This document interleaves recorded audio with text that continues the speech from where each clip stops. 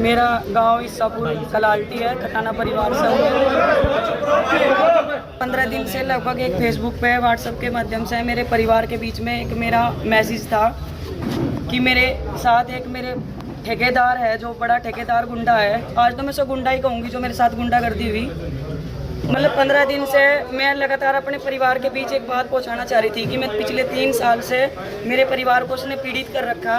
मेरी माँ, मेरे बाप, मेरी बहन, मेरा परिवार, मेरी ससुराल, मतलब यहाँ तक कि उसने हम 6 बहनें हैं, 6 की 6 बहनों पर 6 बहनों पर इतना अत्याचार करने की कोशिश करी कि आज मैं अपने परिवार के बीच बैठकर उन सब चीज़ों को बताना चाहती थी। मैंने कल एक आह्वान किया था कि मैं 27 तारीख में पंचायत में आऊँगी।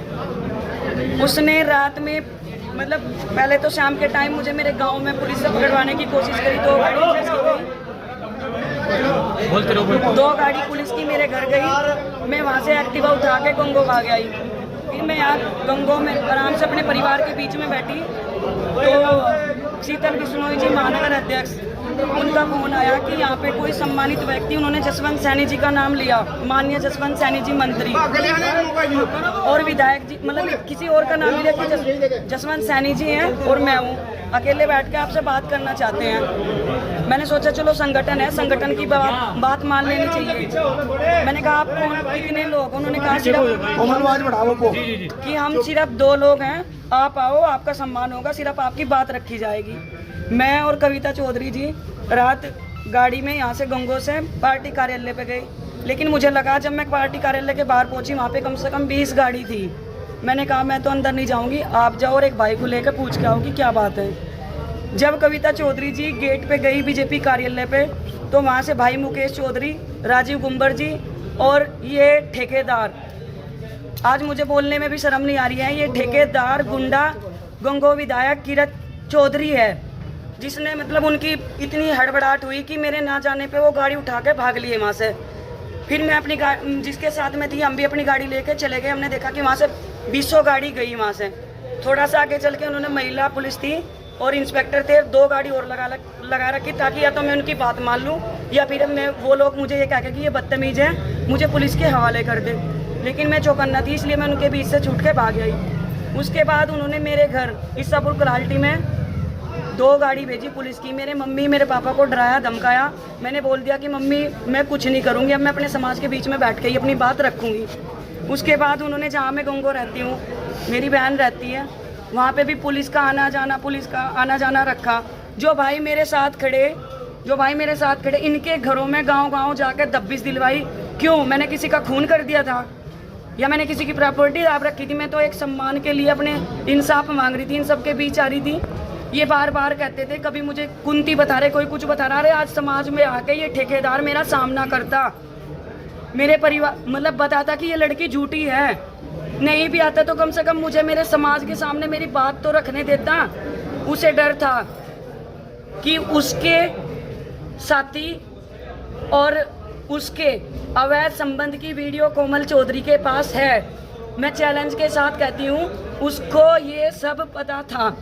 दूसरी चीज, उसने 13 साल की लड़की के साथ गलत घिनौनी हरकत करी थी। किसने? ठेकेदार गुंडा किरत चौधरी। मैं अपने परिवार के, जिसने मेरे भतीजों को आज पिटवाया, मैं अपने परिवार के बीच खड़ी हूँ। मुझे पता है मैं जेल भी हो सकती है, मुझे थाने में भी जाना, जो भी होगा वो तो बात है। लेकिन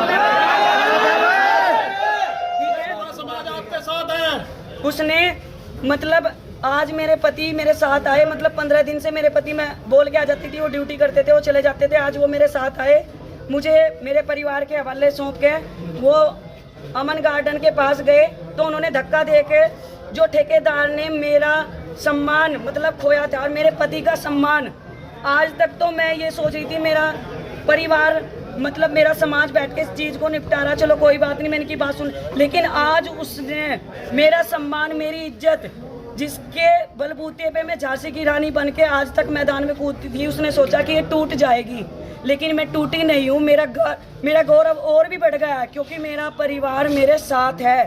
ठेकेदार, मैं तुझे चैलेंज कर रही हूँ, तू मेरे सामने आ, मैं तेरे करतूतों का जवाब दूंगी। और अभी जब मैं अपने परिवार के बीच पहुँची, उन्होंने मेरे भतीजों पर लाठीचार्ज करवाया। मेरी ननंद कविता चौधरी को बंदी बना के पुलिस अभी लेके गई। मेरी चैन अभी भी देख लो, मैं 2 मिनट पहले लाइव आई थी, मेरी चैन तोड़ी गई, मेरे से पर्स छीन लिया गया। अवैध संबंध का फोन, 3 फोन मेरे पुलिस मेरा एक पर्स छीन के लेके गई। लेकिन तू इससे संतुष्ट नहीं हो सकता क्योंकि मैंने सबूत 3 जगह और रख रखे हैं। मैं अपने परिवार के साथ हूँ, चैलेंज कर रही हूँ।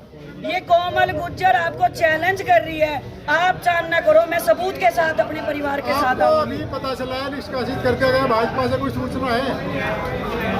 अभी रिपोर्ट चल रही है खबर। ये परिवार से तो निष्कासित नहीं है। मेरे लिए फिलहाल मेरा सम्मान, मेरा परिवार, मेरे भाई भतीजे, मेरे लिए ये जरूरी है। हाँ ठीक है, हमारे आदरणीय मोदी जी कहते हैं कि बेटी बचाओ बेटी पढ़ाओ, लेकिन गंगो विधायक ने 13 साल की लड़की के साथ गलत हरकत करी थी। उसने मेरे केस कटवाने के लिए, मुझे घेर में आने के लिए धमकी दी थी। मेरे पास वो रिकॉर्डिंग्स आज भी है।